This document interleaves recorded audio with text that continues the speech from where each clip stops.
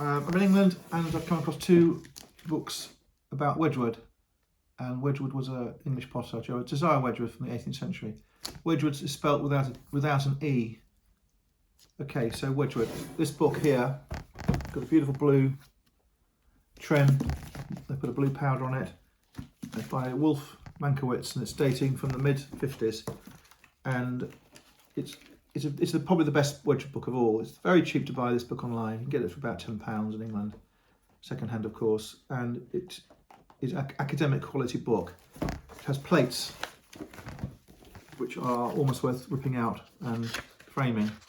If you're a collector, I suggest you buy one just for the plates. There's loads of them. So Wedgwood was making pottery in England, in the middle of England, in the north, in Derbyshire, Staffordshire, sorry, and in the area there were wooded valleys with rivers.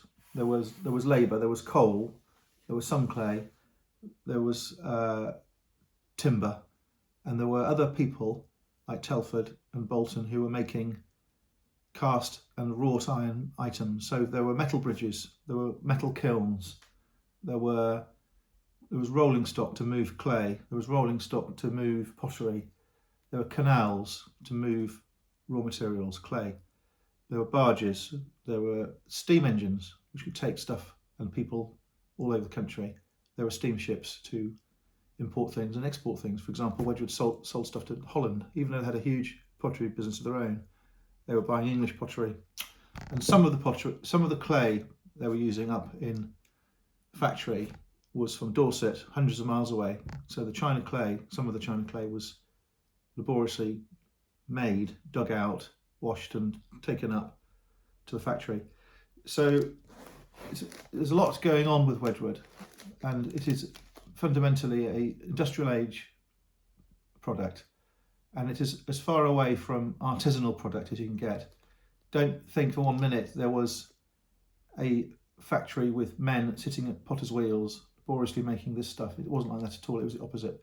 This was a highly industrialized factory using female labour. This is the thing about the Industrial Revolution. It got ladies working in mills. There was female labour. They were doing the painting, the decoration in the daylight next to large windows. And the factories in England, the mills, not only had the working area, they would have schools, chapels, houses for the workers. So I'm thinking of Bourneville, where the Cadbury's chocolate was made. Bourneville was a village made with a factory at the centre, owned by the Cadbury's, and it's a similar thing with Wedgwood, not quite the same. And up in the hills, up in the north of England, as I say, there was this group of people leading the Industrial Revolution, steam engines, machinery, and along with the right modern machinery, the mills grinding out the clay, they were doing testing, and there was laborious testing of product, and there was excessive record keeping and modern marketing, and this factory became such a huge success story. Nowadays it is owned by Fiskars, which is a Scandinavian household company. It was for a long time owned by Waterford Wedgwood, but they went bankrupt a couple of times. So Wedgwood. Everyone thinks of jasper, this blue and white stuff, when they think of Wedgwood, but the origins are more modest. The early Wedgwood is derived from Staffordshire pottery, not that square one, these ones here, where they would make simple items, teapots and bits and pieces, and they would make the stuff in a cast. This is the other thing. If you buy a Wedgwood teapot, it is not handmade. The decoration might be hand applied, but the item is cast. So if you make a teapot, you can't have a mould with a centre mould because you can't pull it out of the lid, there's not enough space.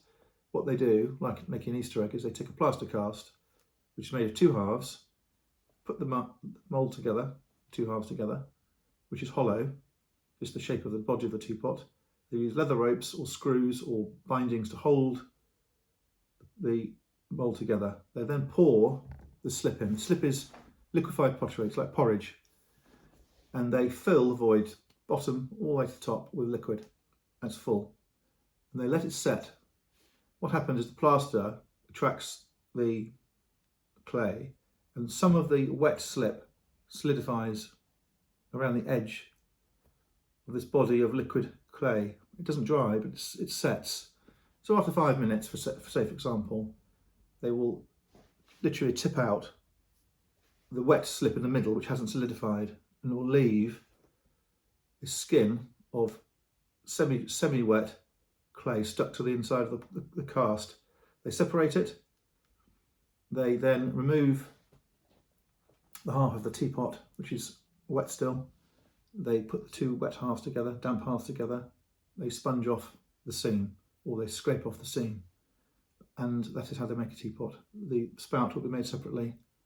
They make a hole, they stick it on. The handle's made separately, they stick it on. And then when it comes to jasper,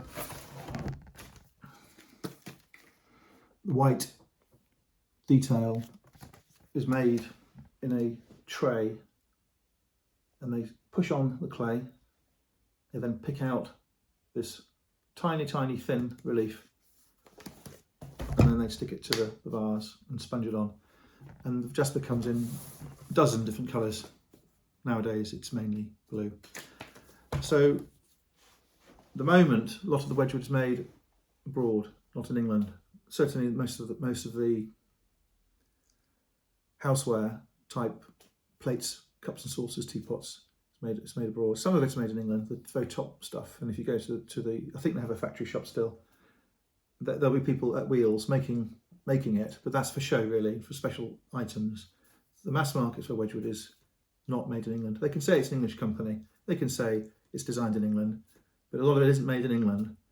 And if you look at the markings on Wedgwood, you'll see at the beginning, this is from 1759, this first one. You'll see that at the beginning he had a partner called Bentley, and sometimes the early ones have Wedgwood and Bentley. And this book stops, even though it stops, even the book is written in 1950, the marks in this book stop at 1875, because I can detect the author, the writer, doesn't really approve so much of the later stuff. And if you have a piece of Wedgwood with England on it, or you have a piece of, particularly a piece of Wedgwood which says made in England, you're talking 20th century, and that arose because the Americans had origin marks. The law said you had to put on the product where it's from, and the stamps in the end were driven by the American market. So everyone wants their Wedgwood to be old. Much of the Wedgwood now on the market is 20th century, and what the dealers want, the collectors want, is 18th century. So go on the internet. This is out of date. So we talked about the marks. We talked about some of the stuff. He had a factory called ETRURIA. ETRURIA is a town or an area of Italy where the Romans were copying the Greek pottery, and they were making bright red stuff for their food, and it's like the stuff they dig up in Pompeii. And some of that stuff did get to England when the Romans took over Britain, and because of the Grand Tour and the fashion for all things exotic, exotic in the 18th century meant Italy. The Wedgwood latched onto it and started making red Etruscan ware in his factory, which he called Etruria. And after the red stuff, he made, amongst other things, black basalt, which was again trying to be like classical wares. Those are made of solid black pottery, not a black glaze. It is matte, but not too matte. It's got a wonderful patina. If it's greasy, it can just discolour. If it's scratched, you get a white scratch. So it's not straightforward stuff. So you've got another part of Wedgwood not so well known. There's also early things like caneware and creamware and queensware, which are beautiful pale cream items. They're probably my favourite thing of all of the Wedgwood, because this here is made in a cast as well, and everyone's the same. Literally everyone's the same. It's not like a piece of Maiolica. or some Chinese pottery where everyone's slightly different. If you put them next to each other, they might be slightly different. With this Wedgwood stuff, each thing is the same, exactly the same. And people don't realise Wedgwood's made in a cast. Most of it's made in a cast. He made intaglios, jewellery, cameos, Maiolacas type stuff. And latterly, the factories made lustreware, fairyland lustre, which is quite recent, 20th century. And these are the casting pots I was talking about. And of course the use of transfers, modern day stuff, but obviously they used to hand paint it. So there's a lot of variety in Wedgwood, and there's a lot of history, and they were leaders in the marketplace. The variety is astounding, and he was very good at marketing. This is the lustreware, fairyland lustre I was talking about, which is very popular, and that stuff is not mentioned in this book by Mankiewicz. Okay, I think I'm starting to waffle on, so I'm going to try and stop. I'll just stop with that one there. That is a glacier. That is a pot for keeping ice in. So you can see this is remarkable fun. Jasper in pink and blue and green. That would be called in the trade 3-colour Wedgwood, which is what you want. You can get 5-colour Wedgwood and 6-colour Wedgwood. And my father was he is still alive. He was an antiques dealer, and he was very fortunate that his best customer in America was the leading American Wedgwood dealer. And the American dealer would come to England once a year and buy Wedgwood for my father from his shop. And through the rest of the year, my father would ring him up and say, "We've got this, do you want it?" He'd post a photograph, and we would get the order to send it. And I would sometimes be asked by my father to wrap stuff up and send it to America. We would use newspaper, put it in a box, and send it via Royal Mail. And the customs aspect in those days was zero. You just put on it what it was, and it would go. And it would very, very rarely get broken. And the American dealer would not buy anything damaged at all. He would not buy anything which was spoiled, stained or scratched. And very occasionally you'd see some Wedgwood where the applied bits, like for example the handle, might not be quite straight. If you look at a handle like that, that's a straight handle. Sometimes, not often, it would be slightly off.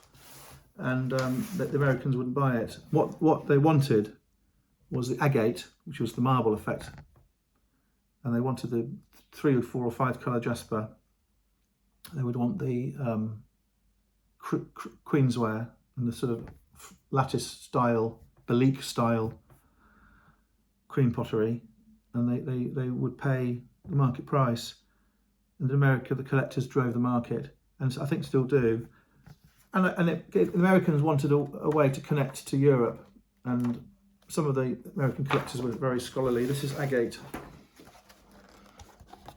This is where they take a clay and they mix it up. So the clay is like marble. If they mix it too much, it goes into one colour. If they mix it unevenly, it doesn't look right. So they had this special body. It's not a finish. The whole thing was marbled. And you can see that I'm only really scratching the surface with Wedgwood. This is the Portland vase. This is probably the most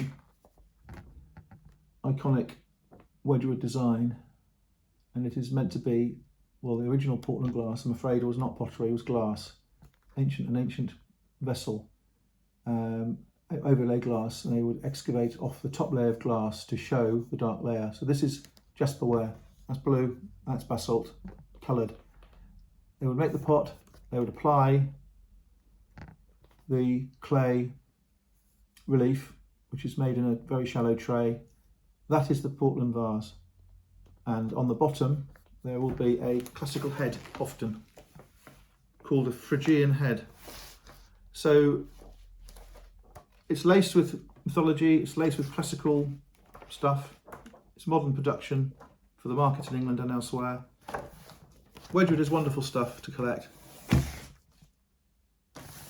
and I recommend this book by Wolf Mankowitz. Thank you.